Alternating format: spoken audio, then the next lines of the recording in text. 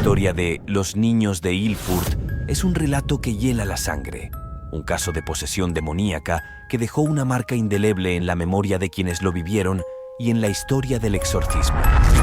Este caso, documentado con una precisión escalofriante, se convierte en un recordatorio perturbador de que el mal puede acechar incluso a los más inocentes. Los sucesos comenzaron de manera sutil, con pequeños ruidos y sombras que se deslizaban por la casa de la familia Burner. Sin embargo, pronto se convirtieron en un tormento aterrador que se prolongó durante 5 años. Los padres, desesperados, buscaron ayuda cuando sus hijos, Teobaldo y José, de apenas 9 y 8 años, comenzaron a mostrar comportamientos inexplicables y aterradores. Las noches en la casa de los Burner se llenaron de gritos desgarradores y voces guturales que no pertenecían a ningún ser humano. Los cuerpos de los niños se contorsionaban de formas imposibles, sus rostros se transformaban en muecas grotescas y sus ojos, antes llenos de inocencia, se oscurecían con una malevolencia que parecía provenir de otro mundo. Los objetos volaban por la habitación, impulsados por una fuerza invisible, y las paredes resonaban con golpes que parecían surgir de las profundidades del infierno. Acostados de espaldas en sus camas, Teobaldo y José se retorcían con una velocidad escalofriante, sus cuerpos girando como trompos poseídos por una fuerza maligna. Las paredes resonaban con los golpes ensordecedores de sus puños, una sinfonía macabra que llamaban Dreschen, el golpear del trigo, que parecía no conocer límites ni cansancio por más horas que durara la tormenta de violencia. Sus vientres se hinchaban grotescamente, como si una criatura infernal girara y se agitara dentro de ellos, amenazando con desgarrar su piel desde adentro. Las piernas de los niños se entrelazaban de manera antinatural, unidas por un poder oscuro que ninguna fuerza humana podía separar. En medio de este tormento, Teobaldo era visitado repetidamente por un espectro aterrador, al que llamaba su maestro. Esta aberración tenía el pico de un pato, patas de gato, pezuñas de caballo y un cuerpo cubierto de plumas sucias y malolientes.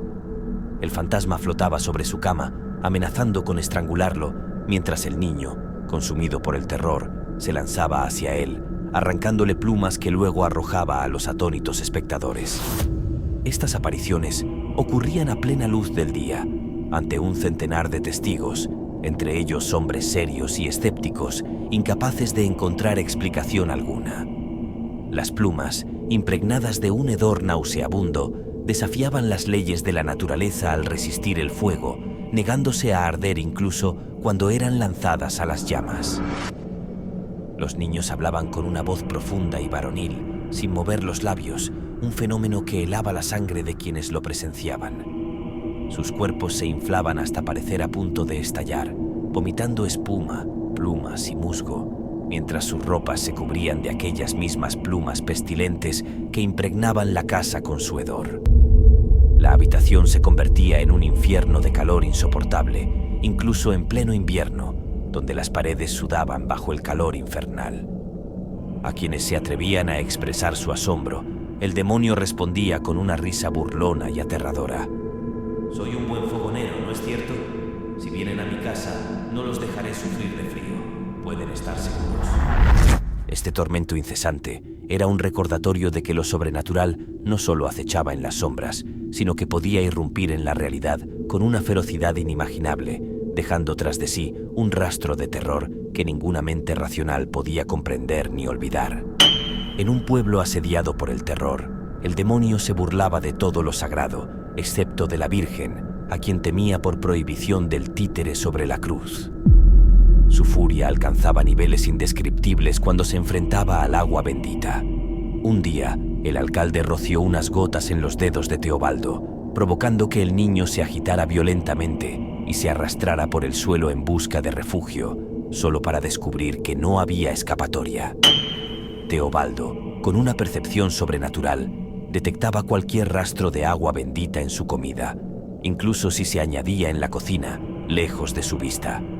Rechazaba los alimentos con desprecio, llamándolos veneno, y arrojaba platos y vasos contra las paredes, que permanecían intactos como si el mismo diablo protegiera su integridad.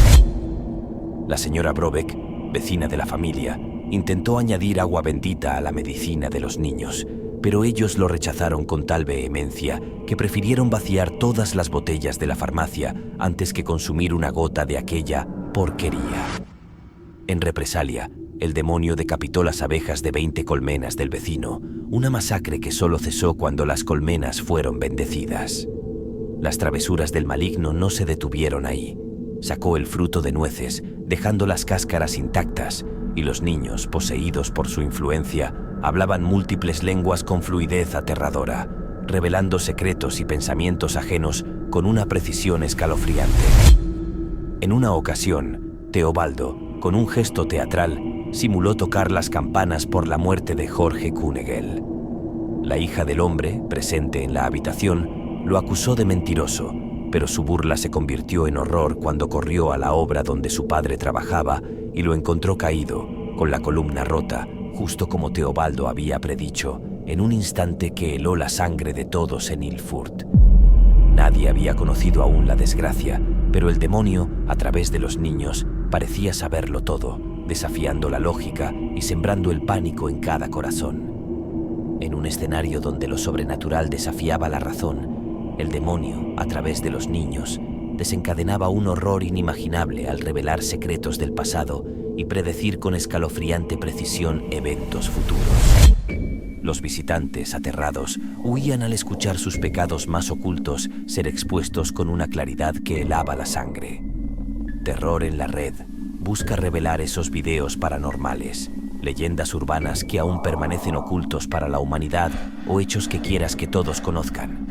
Si tienes algún video inquietante, no dudes en enviárnoslo al correo que ves en pantalla. Teobaldo, con una voz que resonaba como un eco del inframundo, anunciaba la muerte de personas con una certeza que dejaba a todos congelados de miedo. 2 horas antes de que la señora Müller muriera, él se arrodilló, simulando tocar las campanas de su funeral, como si ya estuviera viendo su destino. Los niños, como marionetas de un poder oscuro, eran levantados por manos invisibles, arrojados por el aire junto con sus sillas, mientras un crucifijo se retorcía en el cuello de José, transformándose en una X, desafiando las leyes de la física y la fe. Un escapulario voló por la habitación, aterrizando sobre el casco de un guardia civil, como si estuviera marcado por un destino macabro. La casa se convertía en un teatro de lo imposible. Las cortinas eran arrancadas por fuerzas invisibles, las ventanas se abrían de golpe y los muebles se movían como si tuvieran vida propia. Toda la estructura temblaba como si un terremoto la sacudiera, mientras los niños trepaban a los árboles con la agilidad de criaturas sobrenaturales, desafiando la gravedad y la lógica. Cada rincón de la casa resonaba con el eco de lo inexplicable, un recordatorio constante de que un mal insondable acechaba, jugando con las mentes y los miedos de todos los que se atrevían a cruzar su umbral. La presencia del demonio era palpable, una sombra que envolvía todo en un manto de terror y desesperación. En un ambiente cargado de tensión y miedo, los exorcismos se convirtieron en un espectáculo aterrador. El demonio, con una voz profunda y resonante, lanzó un alarido que estremeció a todos los presentes, seguido de un gemido que heló la sangre. «Ahora me veo obligado a ceder», gritó, mientras el niño poseído se contorsionaba de manera grotesca, como una serpiente aplastada antes de desplomarse en el suelo, inerte. Los testigos, paralizados por el horror, observaron cómo el cuerpo del niño, antes retorcido por la rabia demoníaca, quedó inmóvil, como si la vida lo hubiera abandonado. Sin embargo, tras una hora de inquietante calma, el niño despertó sin recuerdos del terror vivido, mirando con desconcierto a las personas que lo rodeaban.